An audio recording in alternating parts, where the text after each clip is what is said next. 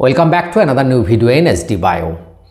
Second এসএলএসটির একাদশ দ্বাদশের যে ফাইনাল প্যানেল বেরিয়েছে সেই নিয়ে কিন্তু তোমরা দেখতে পাচ্ছ গতকাল থেকে মহাবিভ্রাট চলছে। বিভিন্ন সংবাদ মাধ্যমে বিভিন্ন রকম খবর প্রকাশ হচ্ছে যে ভুলে ভরা এই কিন্তু সেকেন্ড এসএলএসটির একাদশ দ্বাদশের মেরিট লিস্ট, এবং এই ভুলটা ইচ্ছাকৃত ভুল কিনা সে নিয়ে অনেক আইনজীবীর সন্দেহ। তাই নিয়ে সংবাদ মাধ্যমে খবর যে এই ভুল নিয়ে কিন্তু মামলা হতে যাচ্ছে, অর্থাৎ এসএলএসটির যে ফাইনাল প্যানেল নিয়েও মামলার মুখোমুখি পড়ল।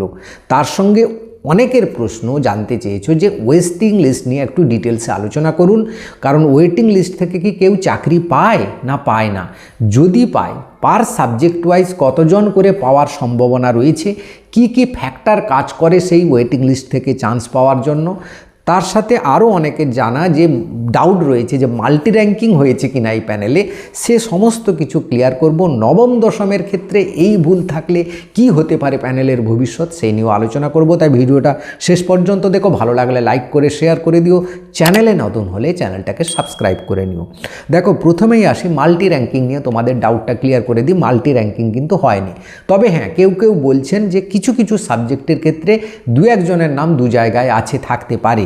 দেখো, এত বড় সেই 1173 পেজের যে লিস্ট, একজনের পক্ষে সমস্ত সাবজেক্ট বা সমস্ত জন দেখা সম্ভব নয়। তাই যে যে সাবজেক্টটার মধ্যে রয়েছে সেই সাবজেক্টটা সে ভালো করে দেখছে বা একটু ডিটেলসে দেখছে, তবুও পুরোটা দেখা সম্ভব নয়, কিন্তু এত ক্যাটাগরি এত পেজ। তাই এখানে আমি তোমাদের বায়োলজিক্যাল সায়েন্সে, তুমি যে কোনো একটা সাবজেক্টেই দেখতে পারো। বায়োলজিক্যাল সায়েন্সে দেখো, জেনারেল ক্যাটাগরিতে যে নাম্বার 1 র্যাঙ্ক করেছে তার নাম রঞ্জন পয়ড়া।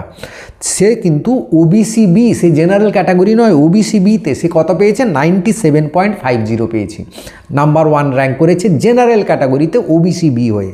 তাহলে তার নামটা ওবিসি বিতে নাম্বার 1-এ থাকার কথা, কিন্তু ওবিসি বিতে তার নামই নেই।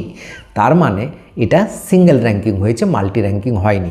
এবং তোমরা যদি নোটিফিকেশন প্যানেলটা দেখো এবং সেখানে নোটে লেখা আছে, দেখো সেই this merit list follows a system of multiple ranking in respect of vacancy gender, অর্থাৎ জেন্ডারের উপর শুধু মাল্টি র্যাঙ্কিং হয়েছে। অর্থাৎ একজন ফিমেল ক্যান্ডিডেট, সে যদি মেল ফিমেলেও তার নাম থাকতে পারে বা ফিমেল শুধু ফিমেলেও তার নাম থাকতে পারে, দু জায়গায় নাম থাকতে পারে, কিন্তু ক্যাটাগরি ওয়াইজ সাবজেক্ট ওয়াইজ কিন্তু হয়নি মাল্টিপল র্যাঙ্কিং।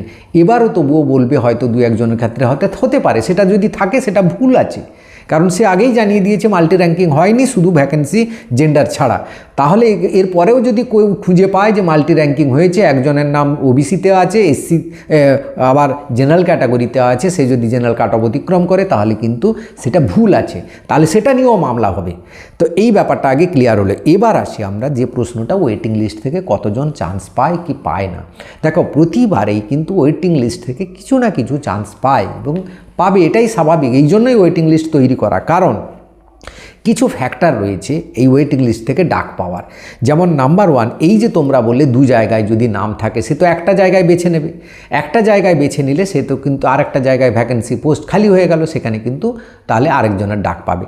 এই যে বিশেষ করে ফিমেলদের ক্ষেত্রে তো দু জায়গায় নাম থাকবেই, তাহলে ফিমেলদের ক্ষেত্রে কিন্তু ওয়েটিং লিস্ট থেকে বিপুল পরিমাণে ডাক পাবে, এটা নিয়ে কোনো সন্দেহ নেই। এবার মেল ক্যাটাগরিতে মাল্টি র্যাঙ্কিং হয়নি, যদি দু একটা জায়গায় হয়ে থাকে সেখানে গ্যাপ হবে, সেই গ্যাপটা কিন্তু ফিল আপ হবে সেভাবে। এবার অনেকেই আবার মাদ্রাসা থেকে দিয়েছে, অনেকে আবার দিয়েছে আপার প্রাইমারি থেকে দিয়েছে, বিভিন্ন জায়গা থেকে পরীক্ষা দিয়েছে। তারপরে তারা যখন কাউন্সিলিংয়ে গিয়ে দেখে যে তারা অনেক দূরে চান্স পাচ্ছে, সেখানে যাওয়া তাদের পক্ষে সম্ভব নয়। তার বাড়ি হচ্ছে ঝাড়গ্রামে, সে পাচ্ছে জলপাইগুড়িতে, সেটা তো যাওয়া সম্ভব নয় তার পক্ষে, তাই সে হয়তো যাবে না। তার থেকে দেখো, আপার প্রাইমারি এবং এই 9-10-এর স্যালারির ডিফারেন্স খুব একটা বেশি নেই, যদি কয়েক বছর চাকরি করে নেয় তাহলে বেশি পাচ্ছে এখন, তাহলে সে কিন্তু যাবে না। বা কেউ মাদ্রাসা থেকে পরীক্ষা দিয়েছে, সে একই স্যালারির অ্যাডভান্টেজ পাবে এখানে, তাহলে সে কিন্তু যদি দূরে পেয়ে যায় কাউন্সেলিংয়ের সময়, সে কিন্তু সেইটাতে জয়েন করবে না, ভ্যাকেন্সি ছেড়ে দেবে। এই যে ভ্যাকেন্সি থেকে গেল যে 300টা পোস্ট, 300 জনকেই প্যানেলে রাখা হয়েছে, তার থেকে 5 জন যে গেল না, জয়েন করলো না, সেই 5 জন কোত্থেকে পাবে? ওয়েটিং লিস্ট থেকে যাবে। সেটা যে ক্যাটাগরিতে ভ্যাকেন্সি হবে সেই ক্যাটাগরিতে ডাক্তার পাবে, যে সাবজেক্টে ভ্যাকেন্সি হবে সেই সাবজেক্টে পাবে। তো এই সংখ্যাটা কিন্তু কম নয়। কেউ বিভিন্ন সেক্টর থেকে দিয়েছে, কেউ রেল থেকে দিয়েছে, কেউ স্বাস্থ্য দপ্তর থেকে পরীক্ষা পরীক্ষা দিয়েছে, বিভিন্ন জায়গা থেকে পরীক্ষা দেয় প্রতি বছর, এবং তারা গিয়ে দেখে যে না এটা আমার ঠিকঠাক লাগছে না। আবার যদি এই কেস কাচারি নিয়ে পেঁচিয়ে যায় আর একটু, তাহলে তো অনেকেই যাবে না, যেমন ভেরিফিকেশানে আসেনি বা ইন্টারভিউতেও অনেকে অ্যাবসেন্ট, 300 জনের উপরে ইন্টারভিউতে অ্যাবসেন্ট ছিল, এরকমই খবর প্রকাশ হয়েছে। তো এরকম কিছু ব্যাপার রয়েছে, বা কারণ নিজের কোনো ব্যক্তিগত সমস্যার কারণ রয়েছে যে না আমি যেটা করছি সেটাই ঠিক আছে, আমি আর জয়েন করব না, আমার ঠিকঠাক হলো না স্কুলটা। তো এরকম কিছু জন যদি একটা সাবজেক্টের একটা ক্যাটাগরিতে 10 জন না জয়েন করে, তাহলে ওয়েটিং লিস্ট থেকে 10 জনকেই ডাকবে, 11 জন ডাকলে 11 জনকে আবার ওয়েটিং লিস্ট থেকে তুলবে। তো এইভাবে কিন্তু ওয়েটিং লিস্ট থেকে তোলা হয়। তো ওয়েটিং লিস্ট থেকে তুলবে না এই কথাটা একদম নয়, তবে যারা আপার র্যাঙ্কে রয়েছে, ওয়েটিং লিস্টের নাম্বার 1, 2, 3, 4, 5 এরকম যারা রয়েছে, তাদের একটা চান্স রয়েছে ডাক পাওয়ার, কাউন্সেলিংয়ে ডাক পাওয়ার কিন্তু চান্স রয়েছে। এবং সেকেন্ড কাউন্সেলিং হবে, এটা 100%, কিছু জনকে ডাকবে, কিছু জনের কিছু ক্যাটাগরিতে কিছু সাবজেক্টের ভ্যাকেন্সি 100% হবে, এবং তাকে ডাকতেই হয়, এবং এটা সব সময় হয়, সববারে হয়, এবারেও হবে, এ বিষয়ে কোনো সন্দেহ নেই। তাই এই ব্যাপারটা ক্লিয়ার। এবার বলবে কতজনকে ডাকবে, এটা ডিপেন্ড করছে কতজন জয়েন করলো না সেটা। কিন্তু আমার অভিজ্ঞতা বলছে প্রিভিয়াস যে SLSTগুলোতে হয়েছে বা SSCর স্কুল সার্ভিস কমিশনের 19, 11, 12 পরীক্ষা হয়েছে, তাতে যেভাবে জয়েন করতো ওয়েটিং লিস্ট থেকে, যেভাবে কল হতে, এবারে আরেকটু বেশি হলেও হতে পারে, কারণ নানা রকম সমস্যার মধ্যে, জটিলতার মধ্যে এই কিন্তু প্যানেলটা হচ্ছে বা এই চাকরিটা হচ্ছে। তাই এক্ষেত্রে কিন্তু বেশি হওয়ার সম্ভাবনা রয়েছে ওয়েটিং লিস্ট থেকে ডাক পাওয়ার। এবার আসি খবরে যেটা প্রকাশ, যে খবরে দেখো সংবাদ মাধ্যমে যেটা প্রকাশ হয়েছে যে এইভাবে এত ভুল থাকলো কি করে। দেখো সংবাদ মাধ্যমের খবর যে একজন বাংলার রাষ্ট্রবিজ্ঞানের হবু শিক্ষক পেয়েছেন 8+57 + 16.75 হচ্ছে ইন্টারভিউ ডেমনস্ট্রেশনে 91.75, কিন্তু বাড়তি 10 নাম্বার এটা কী করে হয়? এইখানে তো যোগ করলে 10 নাম্বার আসছে না, 91 আসছে না, 91 কী করে হয়? এটা হয়েছে। আবার একজন অঙ্কের শিক্ষক দেখো, তিনি 10+58 + 18 হচ্ছে 88, যদিও এটা হওয়ার কথা 82, সেটা হয়েছে 88। তো এই বাড়তি 6 নাম্বার কোত্থেকে যুক্ত হচ্ছে? এখানে SSCর প্রশ্ন। এরকম রাতারাতি বদলে গেছে এক্সপিরিয়েন্সের নাম্বার। দেখো এখানে লেখা আছে 6, 8, 10 এরকম নাম্বার সব বসে গেছে, হ্যাঁ, বা এটা না হলে বসে যে এক্সপিরিয়েন্সের নাম্বার দিয়ে। কিন্তু এই যোগে ভুল কি করে হয়?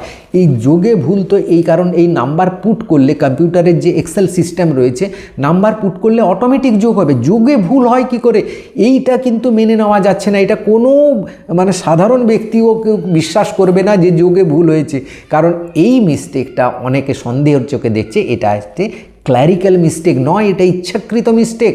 এবং এই ইচ্ছাকৃত যদি SSC এই মিস্টেক করে, চাইছে আরও একটা মামলা হোক, এটা ডিলে হয়ে যাক বা কিছু পেঁচিয়ে যাক, এটা যদি ভাবনা হয় SSCর বা সরকারের, তাহলে কিন্তু নবম দশমের ক্ষেত্রে কিন্তু কপালে অনেক দুঃখ আছে। আমার মনে হয় এই প্যানেল কি হবে না হবে ভবিষ্যৎ বলতে পারবে। এবার কিন্তু এই সব জিনিসগুলো নিয়ে সুপ্রিম কোর্টে গেলে কিন্তু আর কথা শুনবে বলে মনে হয় না SSCর। এরকম নানা খবর রয়েছে, স্ক্রিনশট নিয়ে খবরটা পড়ো। আমি পুরো ডিটেলসে খবরটা বলা মুশকিল হয়ে যাবে, এতগুলো খবর। হ্যাঁ, সেখানে পাতার সংখ্যাও আবার ওয়েটিং লিস্টে বেড়ে গেছে, 60 ছিল, একটা পাতা বেড়ে গেছে ওয়েটিং লিস্টের নাম্বার। তাহলে ওয়েটিং লিস্টেও চেঞ্জ হচ্ছে, এখানেও চেঞ্জ হচ্ছে।